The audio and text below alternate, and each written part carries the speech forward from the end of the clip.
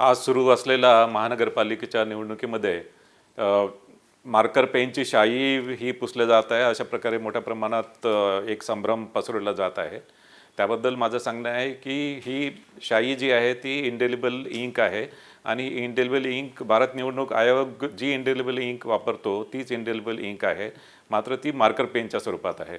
आणि हे मार्कर पेनच्या स्वरूपात राज्य निवडणूक आयोग हे 2011 पासून हे मार्कर पेन वापरत आहे आणि यामध्ये ही शाई आहे, ही शाई ॲक्च्युली पुसली जात नाही आणि विशेष करून ही शाई एकदा लावल्यानंतर त्याच्यामध्ये एक साधारणतः 12 ते 15 सेकंडमध्ये ती ड्राय होते आणि तितक्या कालावधीमध्ये मतदार हा मतदान केंद्रामध्येच असतो आणि या शाईविषयी कुठल्याही प्रकारची शंका उत्पन्न करणे किंवा कुठल्या प्रकारचे व्हिडिओ हे बाहेर प्रसारित केले जात आहे आणि एक मतदारांमध्ये संभ्रम पसरवला जात आहे।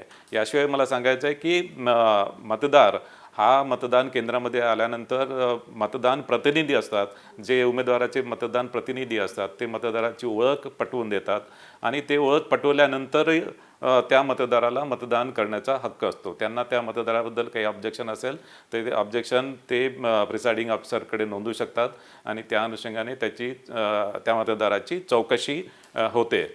एखादा मतदार मतदान केल्यानंतर पुन्हा मतदान केंद्रामध्ये आला तर त्या संदर्भात आणि यामध्ये मतदान प्रतिनिधी आणि प्रिसाइडिंग ऑफिसर हे त्या संदर्भात तपासतील आणि त्यांना जर आढळून आला की तोच मतदार पुन्हा मतदान करायला आला तर त्या मतदारावर कारवाई केली जाईल।